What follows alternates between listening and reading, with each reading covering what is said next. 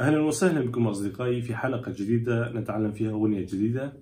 أغنيتنا اليوم هي الفنان الراحل سعيد قاباري. غنيتنا اليوم على مقام البيات. بالدرس اللي راح كمان شرحنا لكم عن المقامات شوي وشرحنا فيه كيف يكون مقام البيات. هلا راح نشرح أكثر كمان، تابعوا معنا. طبعا أصدقائي قلنا الأغنية على مقام البيات اللي راح نستخدم فيها سي نصف بيمول.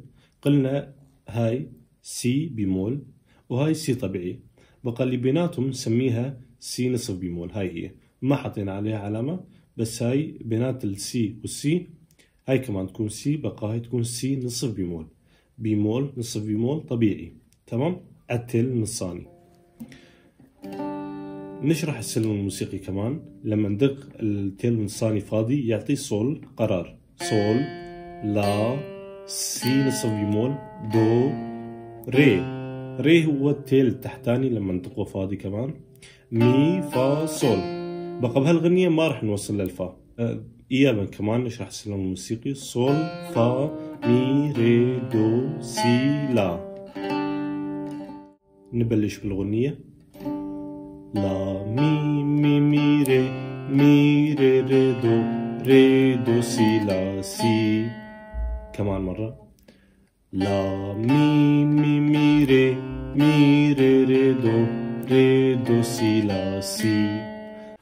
طبعا هالمقطع ينعاد مرتين. نروح على المقطع اللي بعده كمان، يبلش من دو ري دو سي دو سي سي لا لا. اللي بعده يكمل صول دو سي سي لا دو سي سي لا لا. نعزف الغنية بشكل بطيء كمان.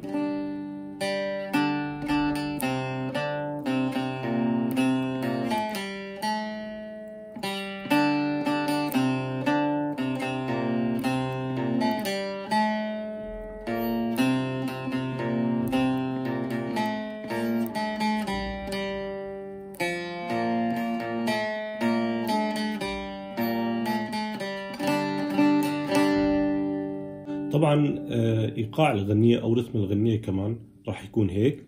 نحط ايدنا على المي واللا مع بعض وندق كل التيل، يعني هيك راح يطلع معنا هو اكورد اللا، تمام.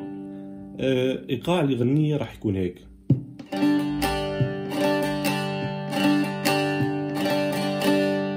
يعني من فوق ندق الريشة من تحت ومن فوق، بقى راح يطلع هيك كطبيعة الغنية.